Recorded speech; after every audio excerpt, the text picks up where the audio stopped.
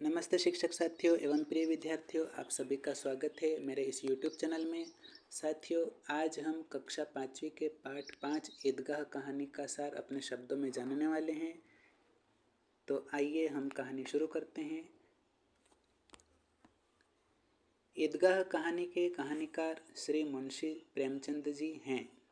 यह दिल को छू लेने वाली कहानी है। इसमें ईदगाह मेले का सजीव वर्णन किया गया है, जो बड़ा ही रोचक है। रमज़ान के पूरे 30 रोज़ों के बाद ईद आई है। सबसे अधिक खुशी बच्चों में है। सभी बच्चे मेले में जाने के लिए तैयार हैं। मोहसिन, महमूद, नूरे, सम्मी सब पैसे गिनते हैं। हामिद 4-5 साल का गरीब और दुबला पतला लड़का है। हामिद जब 3 वर्ष का था तभी उसके पिताजी हैजा बीमारी से चल बसे और बाद में हामिद की माँ को पीलिया हो गया तो वह भी एक दिन चल बसी। हामिद अपनी बूढ़ी दादी अमीना के साथ में रहता है।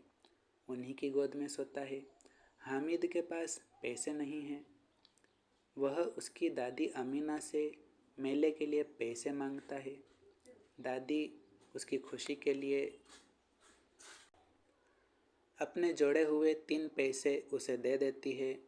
बच्चे मेला देखने चल पड़े। सब ने ईदगाह पहुंचकर नमाज अदा की और सब गले मिले। बच्चे तरह तरह की खरीदारी करने लगे। कोई मिठाई खरीदता है तो कोई सुंदर सुंदर खिलौने खरीदते हैं। हामिद दूर खड़ा होकर दोस्तों को देखता है। वह मिठाई भी खाते हैं लेकिन हामिद को नहीं देते। हामिद जब उनसे मिठाई मांगता है तो वह कहते हैं कि मिठाई खाने से दांत सड़ जाते हैं। मोहसिन, महमूद और नूरे खिलौने की दुकान पर गए।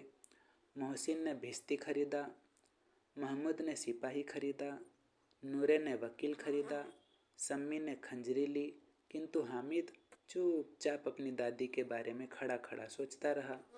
तभी हामिद की नज़र लोहे की दुकान पर जाती है। वह लोहे की दुकान पर रुक जाता है। कई चिमटे रखे हुए थे। उसे ख्याल आया कि दादी के पास चिमटा नहीं है। तवे से रोटियां उतारती है तो हाथ जल जाता है। अगर वह चिमटा ले जाकर दादी को दे दे तो वह कितना खुश होगी।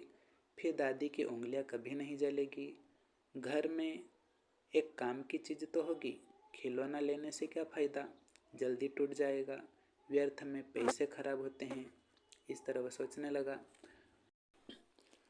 हामिद चिमटे वाले से पूछता है कि भैया कितने का चिमटा है। दुकान वाला कहता है कि 6 पैसे लगेंगे। हामिद कहता है ठीक ठीक दाम बताओ। चिमटा वाला कहता है ठीक ठीक 5 पैसे लगेंगे। लेना हो तो लो, नहीं तो चलते बनो। हामिद ने कलेजा मजबूत करके कहा 3 पैसे लोगे। यह कहता हुआ वह आगे बढ़ गया कि दुकानदार की घुड़कियाँ न सुनना पड़े, लेकिन दुकानदार ने घुड़कियाँ नहीं दी। दुकानदार ने हामिद को वापस बुलाकर चिमटा दे दिया। हामिद ने उसे कंधे पर ऐसे रखा जैसे कोई बंदूक रखी हो और शान से अकड़ता हुआ वह अपने साथियों के पास गया और सोचने लगा, ज़रा मैं भी तो सुनूं क्या क्या बुराइयां करते हैं ये मेरे चिमटे की। मोहसिन हंसकर कहता है, यह चिमटा क्यों ले आए रे पगले, इसे क्या करेगा। हामिद ने चिमटे को ज़मीन पर पटक कर कहा, ज़रा अपना भिश्ती ज़मीन पर गिरा दो, सारी पसलियाँ चूर चूर हो जाएगी बच्चों की। महमूद बोला, तो यह चिमटा कोई खिलौना है क्या। सम्मी ने कहा, मेरी खंजरी ले लो हामिद, और यह चिमटा मुझे दे दो। हामिद ने खंजरी की ओर उपेक्षा से देखा और कहा, मेरा चिमटा चाहे तो तुम्हारी खंजरी का पेट फाड़ डाले। एक चमड़े की झिल्ली लगा दी बस, और ढप ढप बोलने लगी, जरा सा पानी लग जाए तो खत्म हो जाए। देखो मेरा चिमटा कितना बहादुर है। आग में, पानी में, आंधी में, तूफान में बराबर डटा खड़ा रहेगा। चिमटे ने सभी को मोहित कर लिया, लेकिन पैसे अब किसी के पास नहीं बचे थे। फिर सब मेले से दूर निकल आए। सब घर पहुंचते हैं। मोहसिन की छोटी बहन मोहसिन के हाथ में भिश्ती खिलौना देखती है और खुशी से उछलकर उसे वह खिलौना ले लेती है, जिससे वह खिलौना टूट जाता है। सिपाही भी पहरा देते देते खेल खेल में ढेर हो जाता है और वकील साहब की टांग टूट जाती है। अर्थात सभी के खिलौने खेल खेल में और गिरने से या टक्कर से टूट जाते हैं। हामिद घर पहुंचता है और दादी दादी पुकारता है।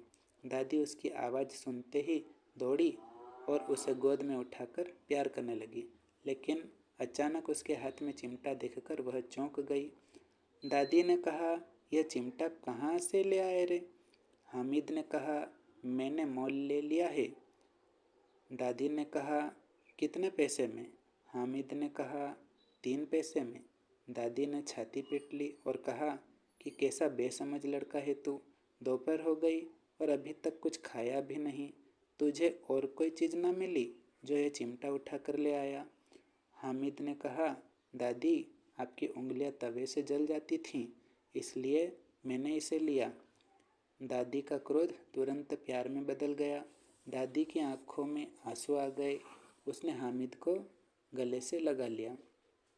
तो दोस्तों, ये थी कहानी ईदगाह। कैसी लगी कमेंट बॉक्स में कमेंट ज़रूर कीजिए, और यदि इस चैनल पर आप नए हैं तो प्लीज़ चैनल को सब्सक्राइब ज़रूर कर लीजिए। धन्यवाद। जय हिंद, जय भारत।